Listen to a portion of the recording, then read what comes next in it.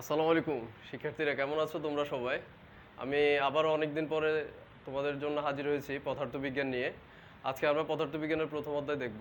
আশা করি তোমরা সবাই ভালো আছো। পদার্থবিজ্ঞান নিয়ে তোমাদের যে ভীতিটা থাকে, এই ভীতিটা দূর করার জন্য আমি হাজির হয়েছি। একটু মনোযোগ সহকারে খেয়াল করবে। তুমি অবশ্যই তোমার বই খাতা এবং কলম নিয়ে রেডি হয়ে যাও। একটু মনোযোগ সহকারে দেখো। আমাদের যে অধ্যায়টা আছে, অধ্যায়টার নাম হচ্ছে তোমার ভৌত রাশি এবং পরিমাপ, বা ভৌত রাশি ও পরিমাপ। অর্থাৎ এটার মাধ্যমে তোমার পদার্থবিজ্ঞানটা শুরু। আর তোমাকে বলে রাখি, আমরা একেবারে তোমার প্রাথমিক পর্যায় থেকে পদার্থবিজ্ঞানটাকে শেখার চেষ্টা করব। আর তোমাদের মাঝে যে একটা রীতি দেখা যায়, সেটা হচ্ছে যে তোমরা অনেকেই প্রথম অধ্যায়টাকে অগ্রাহ্য করো। তবে তোমার যে কোনো বইয়ের প্রথম অধ্যায় দিয়ে যেহেতু বইটা শুরু হয়, তো সেজন্য তোমাকে অবশ্যই অধ্যায়টা একটু ভালো করে দেখতে হবে, যদিও সেটা প্রথম অধ্যায়। পরীক্ষার চিন্তাটা একটু পরে নিতে হবে মাথায়, কারণ পরীক্ষার চিন্তা করে তোমরা প্রথম অধ্যায়টাকে এড়িয়ে চলো। তো সেজন্যই তোমাকে পরীক্ষার চিন্তাটা একটু পরে মাথায় নিতে হবে। চলে আসো, আমরা অধ্যায়টা শুরু করে দেই। তুমি দেখতেই পাচ্ছ, আমি বোর্ডে লিখে রেখেছি, অধ্যায়টা হচ্ছে ভৌত রাশি ও পরিমাপ। আমরা আগে তোমার পদার্থবিজ্ঞানটা নিয়ে আলোচনা করব। পদার্থবিজ্ঞান কাকে বলে? পদার্থবিজ্ঞান, বিজ্ঞানের বিভিন্ন শাখা আছে, এর মাঝে পদার্থবিজ্ঞানও একটি শাখা। পদার্থবিজ্ঞান বলতে বোঝায় যেখানে তোমার কোনো একটা পদার্থের শক্তি সম্পর্কে আলোচনা করা হবে, সেটাই হচ্ছে তোমার পদার্থবিজ্ঞান। অর্থাৎ এখানে তোমার আলোচনা করা হবে মূলত পদার্থ এবং তার শক্তি নিয়ে। তাহলে বিজ্ঞানের যে শাখায় পদার্থ ও শক্তি নিয়ে আলোচনা করা হয়, তাকে বলা হয়ে থাকে পদার্থ বিজ্ঞান। চলে আসো, আমরা পদার্থবিজ্ঞানের সংজ্ঞাটা শিখলাম। এবার আমি তোমাদের পরীক্ষার মধ্যে প্রশ্ন কেমনভাবে আসতে পারে সেটা নিয়ে একটু আলোচনা করব। তাহলে তোমাদের যে পদার্থবিজ্ঞান বইটা আছে, পদার্থবিজ্ঞান বইয়ের মধ্যে টোটালি 14টি অধ্যায় আছে। এই 14টি অধ্যায়কে আমরা পরীক্ষার আঙ্গিকে ভাগ করে নিব, অর্থাৎ আমরা এটাকে তোমার ভাগ করার চেষ্টা করব। তার আগে তোমাকে আরেকটা তথ্য দিয়ে দেই। তোমরা যে পদার্থবিজ্ঞান বইটি পড়ো বা যে পদার্থবিজ্ঞান বইটি হয়, এই পদার্থবিজ্ঞান বইটিকে তোমার দুই ভাগে ভাগ করে নেওয়া যায়। ভাগগুলো কি কি একটু খেয়াল করবে। এর একটা হচ্ছে তোমার ক্লাসিক্যাল পদার্থবিজ্ঞান, ক্লাসিক্যাল পদার্থবিজ্ঞান, আর আরেকটা হচ্ছে তোমার আধুনিক পদার্থবিজ্ঞান বা মডার্ন পদার্থবিজ্ঞান যেটাকে আমরা বলি। তাহলে তোমার আধুনিক লিখে দিলাম এখানে, আধুনিক পদার্থবিজ্ঞান। ঠিক আছে তো? আচ্ছা, ক্লাসিক্যাল পদার্থবিজ্ঞানটাকে একটু খেয়াল করো। ক্লাসিক্যাল পদার্থবিজ্ঞান হচ্ছে যে পদার্থবিজ্ঞানের যে অংশগুলো কোনো একটা নিয়ম অনুসরণ করে চলবে বা কোনো সূত্রের সাহায্যে তাকে সমাধান করা যাবে, তাকে বলা হয়ে থাকে ক্লাসিক্যাল পদার্থবিজ্ঞান। আর আধুনিক পদার্থবিজ্ঞান হচ্ছে যে যে পদার্থবিজ্ঞানের মধ্যে পদার্থবিজ্ঞানের সাথে চিকিৎসা বিজ্ঞান বা এ জাতীয় কোনো প্রায়োগিক বিষয় সম্পর্কযুক্ত থাকবে, তাকে বলা হয়ে থাকে আধুনিক পদার্থবিজ্ঞান। তাহলে চলে আসো, আমরা এখন তোমার পাঠ্য বইয়ের মধ্যে যে অধ্যায়টা আছে, যে অধ্যায়গুলো আছে, সেই অধ্যায়গুলো অনুযায়ী তোমার বইটাকে একটু ভাগ করার চেষ্টা করব।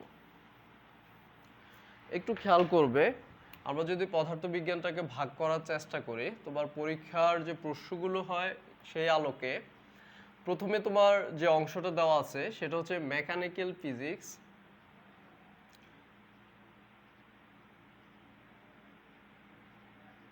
এটাকে বলা হয় মেকানিক্যাল ফিজিক্স, বা এটার আরেকটা নাম হচ্ছে তোমার বলবিদ্যা। এটার মধ্যে তোমার অংশ হচ্ছে দ্বিতীয়, তৃতীয়, চতুর্থ আর হচ্ছে পঞ্চম অংশটা। যদিও পঞ্চম অধ্যায় যেটা আছে সেটার নামটা একটু ভিন্ন। আচ্ছা, তারপর হচ্ছে তোমার তোমার থার্মোডাইনামিক্স ফিজিক্স,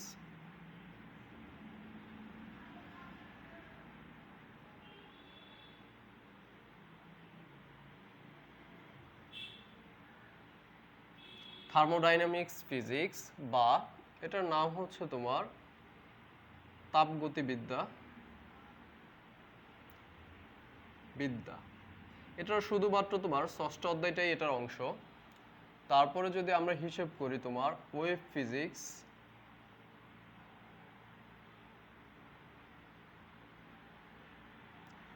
বা তরঙ্গবিদ্যা, তরঙ্গবিদ্যা এটা হচ্ছে তোমার শুধুমাত্র সপ্তম অধ্যায়। ঠিক আছে, ওই পাশে জায়গা হচ্ছে না, আমি নিচে লিখে দিচ্ছি তোমাকে, খেয়াল করো। তরঙ্গবিদ্যার পরে হচ্ছে তোমার অপটিক্যাল ফিজিক্স, অপটিক্যাল ফিজিক্স বা এটাকে বলা হয় তোমার জ্যামিতিক আলোক বিজ্ঞান।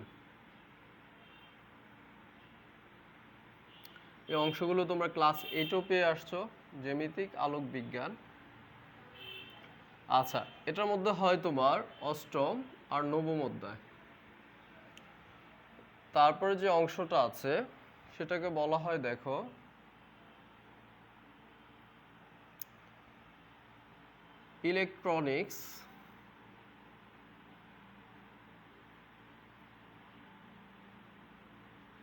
ইলেকট্রনিক্স অ্যান্ড ম্যাগনেটিজম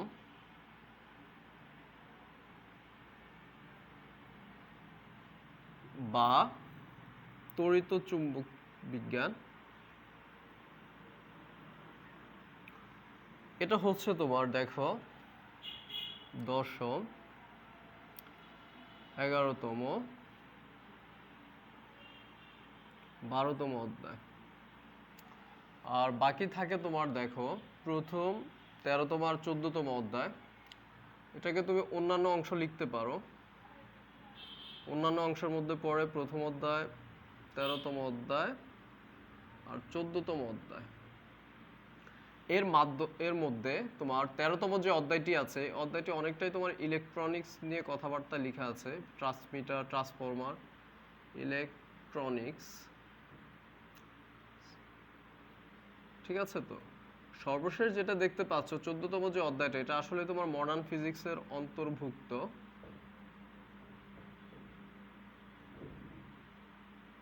এটা মডার্ন ফিজিক্স 14তম অধ্যায়, কারণ এখানে তোমার পদার্থবিজ্ঞানের প্রয়োগ নিয়ে আলোচনা করা আছে, চিকিৎসা বিজ্ঞানের সাথে পদার্থবিজ্ঞানের সম্পর্কটা। এই হচ্ছে তোমার পদার্থবিজ্ঞানের ভাগ। এবার আসো তোমার পরীক্ষার আলোকে যদি এই অধ্যায়গুলোকে আমরা ভাগ করে নিই, অর্থাৎ তোমার যে সৃজনশীল প্রশ্ন সেই আলোকে যদি ভাগ করে নিই, তাহলে কেমন হবে একটু খেয়াল করে দেখবে। তোমার এখানে 8টা প্রশ্ন উত্তর করতে, 8টা প্রশ্ন থাকে তোমার প্রশ্নে, এর মাঝে তোমাকে 5টি প্রশ্ন উত্তর করতে হয়। এখন দেখো তোমার 5টি প্রশ্ন তুমি কিভাবে পেয়ে যাবে একটু খেয়াল করো। এখানে যে দ্বিতীয় অধ্যায়টা দেখতে পাচ্ছ পদার্থবিজ্ঞানের মধ্যে, এই দ্বিতীয় অধ্যায়টা খুবই বড় একটি অধ্যায় এবং এখানে তোমার গতি সম্পর্কে বা এখানে আরো বিভিন্ন বিষয় সম্পর্কে, গতিশীল বস্তু নিয়ে বিস্তারিত আলোচনা করা আছে, যার কারণে অধ্যায়টা অনেক বড়।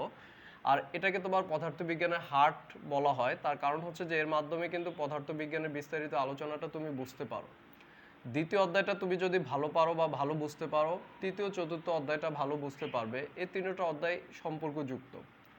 সেই জন্যই যদি প্রশ্নটা তোমার হয়ে থাকে এরকম, দ্বিতীয় অধ্যায় থেকে তোমার দেখা যায় যে সম্পূর্ণ একটা সৃজনশীল থাকার সম্ভাবনা থাকে।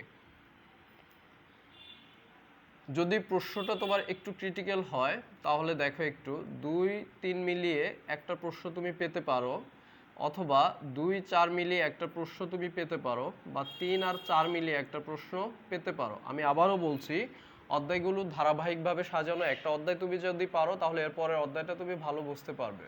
আর যে পঞ্চম অধ্যায়টা দেখতে পাচ্ছ, এই পঞ্চম অধ্যায় থেকে কখনো কখনো দেখা যায় একটি পূর্ণ প্রশ্ন দিয়ে দেয়। ষষ্ঠ অধ্যায় তুমি দেখতেই পাচ্ছ এটা একটাই অংশ, যার কারণে এখান থেকে তুমি অবশ্যই পূর্ণ একটা সৃজনশীল প্রশ্ন পাবে। সপ্তম, সেটাও একটা পূর্ণাঙ্গ অংশ, যার কারণে এখান থেকেও একটা প্রশ্ন পাবে।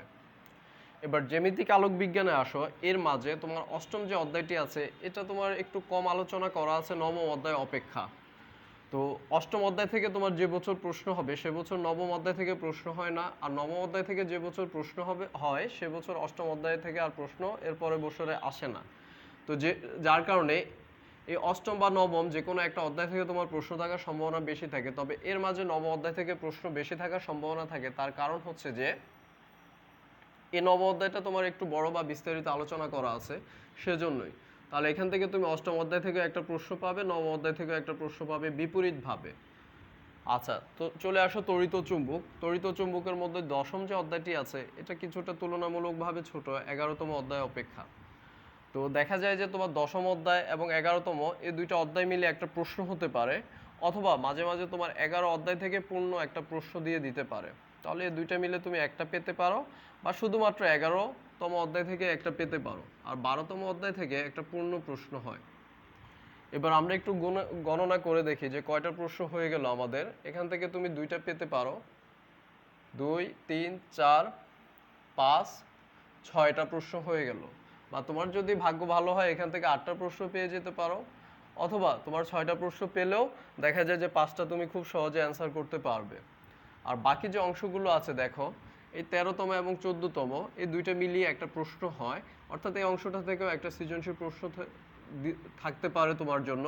তো এখান থেকে তুমি একটা প্রশ্ন পেয়ে যাবে। তবে এখানে খুবই সোজা হয়, কারণ হচ্ছে যে এখানে বিস্তারিত আলোচনা করা বা এগুলো অনেকটাই তোমার তাত্ত্বিক বিষয় দেখে খুবই সহজ প্রশ্ন হয়ে থাকে এই অংশগুলো।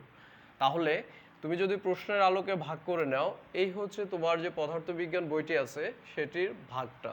অর্থাৎ তোমার পরীক্ষার কথা যদি চিন্তা করো, বা তোমরা যারা এখন 10-এ পড়ছো, অর্থাৎ সামনে তোমরা পরীক্ষার্থী, তো সেজন্যই তোমরা একটু এভাবে দেখলেই ভালো হয়, বা এভাবেই তুমি যদি তোমার পার্টগুলো কমপ্লিট করে নাও, তাহলে তোমার পরীক্ষাটা ভালো করে দেওয়ার সম্ভাবনাটা থাকে। আর যারা ক্লাস 9-এ পড়ো, তাদের এখনই এই ধরনের যোগ বিয়োগ দেখার দরকার নেই। তার কারণ হচ্ছে যে তোমার এখনো পর্যাপ্ত সময় আছে, সেজন্যই তুমি ভালো করে বইটাকে একটু পর্যালোচনা করার চেষ্টা করবে, ভালো করে বুঝতে চেষ্টা করবে। পদার্থবিজ্ঞান বা বিজ্ঞানের বিষয়গুলো আসলে হচ্ছে তোমার বোঝার বিষয়, বা তোমার অনুভব করার বিষয়, বা তোমার অনুভূতির বিষয়।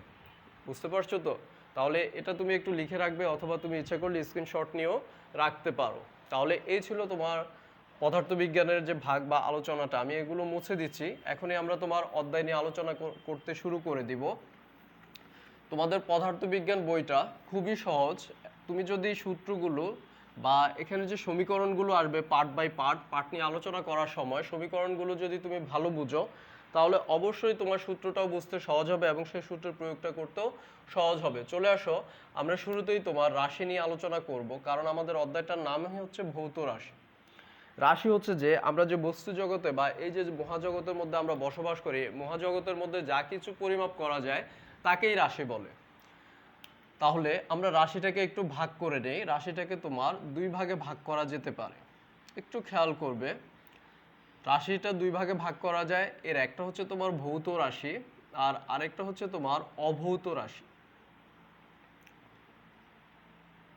অভৌত রাশি, অভৌত রাশিটা নিয়ে আগে একটু কথা বলে নেই। অভৌত রাশি বলতে বোঝানো হয় যা পরিমাপ করা যায় না।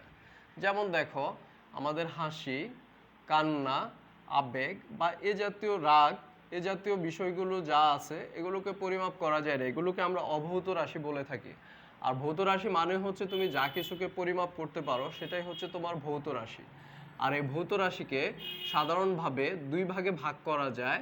এর একটা হচ্ছে তোমার মৌলিক রাশি, আরেকটা হচ্ছে যৌগিক রাশি, বা এটার আরো একটা নাম বলতে পারি আমরা, সেটা হচ্ছে তোমার লব্ধ রাশি।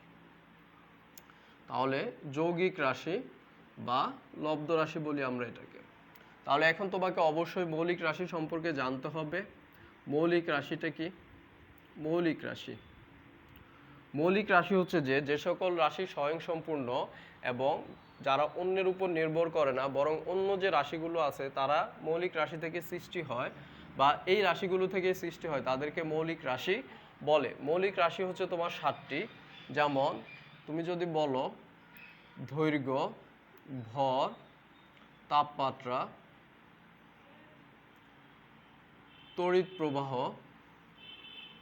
বা বিদ্যুৎ প্রবাহ বলা যেতে পারে এটাকে। দৈর্ঘ্য, ভর, তাপমাত্রা, তড়িৎ প্রবাহ, পদার্থের পরিমাপ অর্থাৎ মোল, তারপরে হচ্ছে তোমার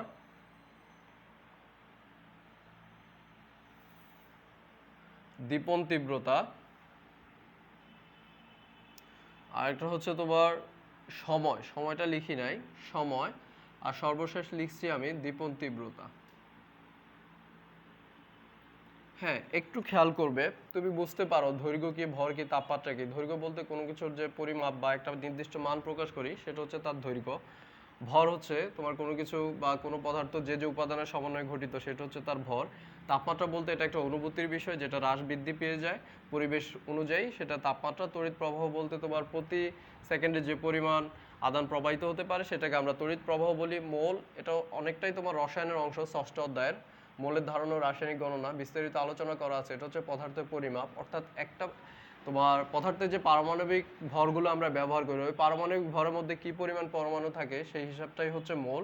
সময় তো তুমি নিজেই জানো, যেটা একটা নির্দিষ্ট মান প্রকাশ করে আমরা বলি দেই কয়টা বাজে, বা এ জাতীয় একটা নির্দিষ্ট মান প্রকাশ করি। দীপন তীব্রতা নিয়ে একটু তোমাকে বলতে হচ্ছে। দীপন তীব্রতাটা হচ্ছে যে দেখো, আমরা যখন তোমার কোনো কিছু জ্বালিয়ে দেই, যেমন তোমার হতে পারে লাইট জ্বালাই আমরা বিদ্যুতের সাহায্যে, তো এক্ষেত্রে তোমার দেখা যায় যে বিদ্যুতের যে ভেতরের লাইটের ভেতরে যে অংশ থাকে, যেমন তোমার এখানে ফিলামেন্ট থাকে, এটা অনেকাংশে তোমার টাংস্টেন তৈরি হয় অথবা যে কোনো একটা ধাতব উপাদানের তৈরি হয়ে থাকে। তো আমরা যখন তোমার সুইচটাকে অন করি, তো এখানে ধাতব উপাদানের মধ্যে যে ইলেকট্রনগুলো থাকছে, ইলেকট্রনগুলো তোমার ধীরে ধীরে উত্তপ্ত হয় এবং উত্তপ্ত হওয়ার মাধ্যমে সে তার মধ্যে যে তাপটাকে শোষণ করে নিচ্ছে, গ্রহণ করে নিচ্ছে, এটাকে সে তোমার আস্তে আস্তে করে আলো হিসেবে বিকৃত করে দিতে শুরু করে দেয়। এই যে প্রক্রিয়াটা, এটাকেই মূলত তোমার দীপন তীব্রতা বলা হয়ে থাকে। আচ্ছা, তাহলে এই ছিল তোমার মৌলিক রাশি নিয়ে কথাবার্তা। তাহলে এখানে এল, এটাকে আমরা প্রকাশ করতে পারি তোমার দৈর্ঘ্যের পরিবর্তে, ভর এটাকে আমরা এম দ্বারা প্রকাশ করতে পারি, তাপমাত্রা এটাকে তোমার স্মল টি দিয়ে প্রকাশ করতে পারি, তড়িৎ প্রবাহ, তড়িৎ প্রবাহ হচ্ছে আই দ্বারা প্রকাশ করে থাকি বা এরকম, মোলটাকে তোমার এমও ক্যাপিটাল এম দ্বারা লিখতে পারি আমরা, সময় ক্যাপিটাল টি দ্বারা লিখতে পারি। দীপন তীব্রতা প্রকাশের তেমন কিছু ব্যবহার করা হয় না। আচ্ছা, তাহলে এই হচ্ছে তোমার মৌলিক যে রাশিগুলো আছে সেই রাশিগুলোর প্রতীক বলতে পারি আমরা। আচ্ছা, এবার আসো আমরা একটু যৌগিক রাশি নিয়ে কথা বলি বা লব্ধ রাশি নিয়ে কথা বলি। যৌগিক রাশির সংখ্যাটা তুমি এখন খুব সহজে দিয়ে দিতে পারো। যৌগিক রাশি হচ্ছে যে সকল রাশি মৌলিক রাশি থেকে সৃষ্টি হয় বা যে সকল রাশি একাধিক মৌলিক রাশির সমষ্টি, তাদেরকে আমরা বলতে পারি যৌগিক রাশি। যেমন দেখো, আমি যদি তোমাকে এখানে একটা কথা বলি, যেমন ব্যাগের কথা বলি, তাহলে তুমি অবশ্যই বলে দিবে এটা একটা যৌগিক রাশি, কারণ এটা বেশ দুটি মৌলিক রাশির সমন্বয় আছে তার মাঝে। আবার যদি ত্বরণের কথা বলি, তাও একটা যৌগিক রাশি। যদি বলের কথা বলি, তাও তুমি বলবে এগুলো হচ্ছে যৌগিক রাশি, কারণ তুমি দেখেই বুঝতে পারছো এরা বেশ কয়েকটা মৌলিক রাশির সমন্বয় ঘটিত, বা আমরা সামনে যখন আলোচনা করব তখন অবশ্যই এগুলো পেয়ে যাব। আচ্ছা, এবার আসো তোমার এই অধ্যায় থেকে তুমি যে গুরুত্বপূর্ণ বিষয়টা সম্পর্কে জানতে পারবে, আর সেটা হচ্ছে তোমার একক এবং মাত্রা। তাহলে শুরুতে আমরা একক সম্পর্কে একটু জেনে নেই। এককটা কি? একক সম্পর্কে আমরা এখন জানবো। যেমন ধরো, এখানে আমি তোমাকে 7টা মৌলিক এককের কথা বলেছিলাম। এই 7টা মৌলিক রাশির কথা বলেছিলাম। এই 7টা মৌলিক রাশির ক্ষেত্রে আমি তোমাকে লিখেছিলাম তোমার দৈর্ঘ্যের পরিবর্তে এল, ভরের পরিবর্তে এম, বা এই জাতীয় কিছু লিখেছিলাম। চলে আসো আমরা এখন তাদেরকে একটু ব্যবহার করব। ধরো তোমার যদি দৈর্ঘ্য হয়, দৈর্ঘ্যটাকে আমি লিখেছিলাম ক্যাপিটাল এল দ্বারা। যদি ধরো তোমার ভর হয়, ভরটাকে আমি লিখেছিলাম ক্যাপিটাল এম দ্বারা। যদি ধরো তোমার সময় হয়, সময়টাকে লিখেছিলাম ক্যাপিটাল টি দ্বারা। এখন তুমি একটু দেখো, এই যে আমি এলটা লিখলাম, অর্থাৎ দৈর্ঘ্য। কোনো কিছুর দৈর্ঘ্য তুমি বেশ কয়েকটা একক ব্যবহার করে লিখতে পারো। যেমন তুমি সেটার মাপটা করতে পারো মিলিমিটারে, করতে পারো তুমি সেন্টিমিটারে, তারপরে করতে পারো তুমি মিটারে বা ইঞ্চিতে করতে পারো, বা কিলোমিটারেও তুমি প্রকাশ করতে পারো। এই এককগুলো তুমি ব্যবহার করতে পারো। যদি আমরা ধরো এখানে ভর লিখি, ভরের ক্ষেত্রে তুমি গ্রাম ব্যবহার করতে পারো, কিলোগ্রাম ব্যবহার করতে পারো, টন ব্যবহার করতে পারো, মেট্রিক টনও ব্যবহার করতে পারো, তোমার ইচ্ছা। সময়ের পরিবর্তে তুমি সেকেন্ড ব্যবহার করতে পারো, মিনিট ব্যবহার করতে পারো, আওয়ার ব্যবহার করতে পারো, ঘন্টা ব্যবহার করতে পারো, দিন ব্যবহার করতে পারো, মাস ব্যবহার, বছর ব্যবহার ইত্যাদি করতে পারো তুমি। তাহলে এই যে রাশিগুলো দেখতে পাচ্ছ, এই রাশিগুলো আসলে হচ্ছে তোমার দৈর্ঘ্যের একক। দৈর্ঘ্যের একক মিলিমিটার হতে পারে, সেন্টিমিটার হতে পারে, মিটার হতে পারে, কিলোমিটার হতে পারে। তোমার ভর, মাস, এটা হতে পারে গ্রামে, হতে পারে কেজিতে, হতে পারে টনে। সময় টি, এটা সেকেন্ড হতে পারে, মিনিট হতে পারে, আওয়ার হতে পারে। আচ্ছা, এবার চলে আসো আমরা একটু মাত্রাটা জেনে নেই। মাত্রাটি কি? মাত্রা হচ্ছে যে একটি যৌগিক রাশির মধ্যে মৌলিক রাশিগুলো যে সূচকে অবস্থান করে বা তাদের যে অবস্থানটা, তাকে বলা হয় মূলত মাত্রা। অর্থাৎ একটা যৌগিক রাশির মধ্যে মৌলিক রাশি কে কি অবস্থায় অবস্থান করে সেটাকে আমরা মাত্রা বলে থাকি। যেমন তুমি একটু খেয়াল করো, আমরা যদি এখন ব্যাগের মাত্রাটার কথা চিন্তা করি, অর্থাৎ ব্যাগের মাত্রাটা আমরা যদি এখান থেকে বের করতে চাই, তাহলে কি হবে একটু খেয়াল করবে। ব্যাগ সমান তুমি লিখতে পারো, এখানে তুমি লিখতে পারো সরণ বাই সময়। আচ্ছা, কেন সরণ লিখছি এটা তোমাকে সামনে আলোচনা করে দিব আমি, বা দ্বিতীয় অধ্যায়ে এটার আলোচনা আছে কেন ব্যাগ সমান সরণ বাই সময় লিখতে হয়। কারণ সরণের নির্দিষ্ট দিক আছে। ব্যাগ এটা একটা ভেক্টর রাশি। আমরা যদি তোমার দ্রুতির কথা বলি, আচ্ছা যেহেতু কথাটা চলে আসছে তোমাকে একটু বলে দেই আমি। দ্রুতি সমান হয় আসলে মূলত দূরত্ব বাই সময়। সরণের কিন্তু একটা নির্দিষ্ট দিক থাকতে হয়। আর দূরত্বের কোনো নির্দিষ্ট দিক নেই। দ্রুতি এটা স্কেলার রাশি, অর্থাৎ এটার মধ্যে কোনো দিক ব্যবহার হয় না। আর বেগ এটা একটা ভেক্টর রাশি, কারণ এটার মধ্যে তুমি লেখো সরণ বাই সময়, সরণের জন্য একটা নির্দিষ্ট দিক থাকতে হয়, যার কারণে আমরা বেগ সমান সরণ বাই সময় লিখি। অর্থাৎ বেগ হচ্ছে একটা ভেক্টর রাশি আর দ্রুতি হচ্ছে একটা স্কেলার রাশি। আচ্ছা, এবার তুমি একটু খেয়াল করো, আমি এখানে যা কিছু লিখলাম দেখো, সরণ বাই সময় লিখলাম, এরা প্রত্যেকেই আসলে ছিল তোমার বিভিন্ন মৌলিক রাশি। যেমন সরণও একটা মৌলিক রাশি, সময় একটা মৌলিক রাশি। তুমি সরণটাকে এল বলতে পারো, এল এর পরিবর্তে বিভিন্ন একক ব্যবহার করতে পারো। সময় তুমি এটাকে টাইম বলতে পারো, এটা পরিবর্তে তুমি বিভিন্ন একক ব্যবহার করতে পারো। তবে আমরা এখানে মাত্রাটা আগে বের করব, তারপর এককটা একটু দেখব। ধরো আমি যদি তোমাকে এখানে ব্যাগ ভি লিখি, তাহলে সরণ এটা হবে তোমার, মাত্রাটা হচ্ছে এল, সময়টা হচ্ছে তোমার টি। তাহলে এটা মাত্রাটা কি আসবে দেখো, এল টি ইনভার্স 1। তোমরা অবশ্যই সূচকের নিয়ম অনুযায়ী জানো, ভাগাকারে থাকলে কোনো কিছু উপরে আসলে সেটা বিয়োগ হয়ে যায়। এটা হচ্ছে তোমার কি ব্যাগের মাত্রা বের করলাম। আচ্ছা, এখন যদি আমরা ধরো এককের কথা চিন্তা করি, তাহলে তুমি একটু খেয়াল করে দেখো, ধরো আমরা যদি ঠিক ব্যাগের এককটাই বের করি তাহলে এটা কেমন হবে একটু খেয়াল করবে। ধরো তোমার এখানে আমি লিখলাম আবার ব্যাগ সমান সরণ বাই সময়, ব্যাগের পরিবর্তে এখন ভি দিলাম, ঠিক আছে এটা। তবে সরণের পরিবর্তে এখান থেকে তোমাকে যে কোনো একটা একক ব্যবহার করতে হবে। মাত্রার সময় তুমি এল ব্যবহার করেছো, সরণের ক্ষেত্রে সময়ের পরিবর্তে তুমি টি ব্যবহার করেছো, কিন্তু এখন তুমি যদি একক বের করতেছো তাহলে তোমাকে এখানে একক ব্যবহার করতে হবে। যেমন তুমি একটু খেয়াল করো, আমি ধরো এখানে এককটা মিটার ব্যবহার করলাম আর সময়ের পরিবর্তে এককটাকে সেকেন্ড ব্যবহার করলাম। কারণ হচ্ছে যে তোমার এখানে দেখো, আগেকার দিনে বিভিন্ন দেশে বিভিন্ন ধরনের একক ব্যবহার করা হতো। এক্ষেত্রে তোমার দেখা যায় যে পরিমাপের ক্ষেত্রে আমরা যখন পরিমাপে যাব তখনও কথাগুলো আসবে। সঠিক পরিমাপ নির্ণয়ের ক্ষেত্রে এই এককগুলো নিয়ে বিভিন্ন ধরনের ঝামেলা সৃষ্টি হতো। তাই তোমার সকল বিজ্ঞানীরা একটা সিদ্ধান্ত উপনীত হয়, যেটাকে আমরা এখন এসআই ইউনিটে ব্যবহার করি, অর্থাৎ ইন্টারন্যাশনাল সিস্টেম অফ ইউনিট, এককের আন্তর্জাতিক পদ্ধতি, যেটা ব্যবহার করে এখানে তোমার নির্দিষ্টভাবে একটা একক ব্যবহার করা হয়। যেমন তোমার সরণের ক্ষেত্রে বা দৈর্ঘ্যের ক্ষেত্রে আমরা মিটার ব্যবহার করি, সময়ের ক্ষেত্রে আমরা সেকেন্ড ব্যবহার করি। এটা হচ্ছে আন্তর্জাতিক পদ্ধতির নিয়মটা। ঠিক একই রকম ভাবে দেখো, আমরা এটাকে লিখতে পারি মিটার পার সেকেন্ড লিখতে পারি। আচ্ছা, ধরো এখন যদি আমি ভিন্ন কোনো একক ব্যবহার করি, এখন আর এটা লিখছি না, বাংলাটা সরাসরি লিখবো আমি। ধরো সরণের ক্ষেত্রে আমি যদি এখন মিলিমিটার ব্যবহার করি, ধরো সময়টা যদি আমি এখন মিনিট বা সেকেন্ডই ব্যবহার করি, মিলিমিটার পার সেকেন্ড। এর থেকে যদি তুমি ইচ্ছা করো বড় একক ব্যবহার করতে পারো। ধরো ভি সমান আমি যদি কিলোমিটার ব্যবহার করি সরণের জন্য, আর সময়ের জন্য যদি আওয়ার ব্যবহার করি, তাহলে কেমন হবে, কিলোমিটার পার আওয়ার হবে। আচ্ছা, মৌলিক যে বিষয়টা আছে একটু খেয়াল করো তো, দেখো আমরা যেটা মাত্রার সংজ্ঞা থেকে জানতে পারি, এখানে কিন্তু মৌলিক বিষয়টা একই। তোমার একটা মান হবে ধনাত্মক, আরেকটা মান হবে ঋণাত্মক, অর্থাৎ একটা হচ্ছে তোমার মান, আরেকটা হচ্ছে তোমার দিক। একক যা লিখলাম দেখো, যেভাবেই তুমি লিখো না কেন, ঠিক এটা মাত্রার উপর ভিত্তি করেই কিন্তু আসছে। এই যে দেখো এখানে তোমার সরণ যেটা, এটা এম, এটা ধনাত্মক হিসেবে থাকছে, সময়টা তোমার ঋণাত্মক হিসেবে থাকছে। এখানেও ঠিক একই রকম ভাবে দেখো, একটা ধনাত্মক, একটা ঋণাত্মক, একটা ধনাত্মক, একটা ঋণাত্মক, অর্থাৎ তোমার তুমি একক যাই লিখো না কেন, সম্পূর্ণ এককটাই মাত্রার উপর ভিত্তি করেই আসে। তার মানে হচ্ছে যে একক মাত্রার উপরে নির্ভরশীল, যার কারণে আমরা মাত্রার সংজ্ঞা বলার ক্ষেত্রে বা সংজ্ঞা বলার সময় বলি যে একটি যৌগিক রাশির মধ্যে মৌলিক রাশিগুলো যে অবস্থায় থাকে তাকেই মাত্রা বলা হয়ে থাকে।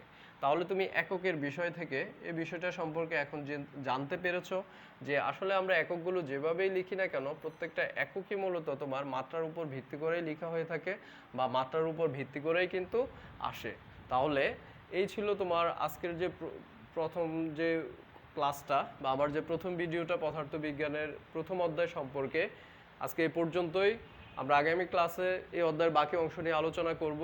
এই অধ্যায়ের মাধ্যমে তুমি আসলে পদার্থবিজ্ঞানে প্রবেশ করতে শুরু করেছো, যদি তুমি গুরুত্ব সহকারে এগুলো একটু দেখো বা খেয়াল করো, তুমি কিন্তু এখান থেকে অনেক কিছুই শিখতে পারবে। আস্তে আস্তে আমরা দেখব পদার্থবিজ্ঞানটাকে আমরা কত সহজে শিখতে পারি বা পদার্থবিজ্ঞানের যে বিষয়গুলো আছে এগুলোকে আমরা কত সহজে অনুভব করতে পারি। প্রত্যেকটা বিষয় সোজা, শুধুমাত্র তোমার মনোযোগের প্রয়োজন। আর তুমি অবশ্যই ক্লাসগুলো দেখার সময় মনোযোগ সহকারেই দেখবে এবং গুরুত্ব সহকারেই দেখবে। ঠিক আছে, অসংখ্য ধন্যবাদ সবাইকে। আজকে পর্যন্তই। আল্লাহ হাফেজ।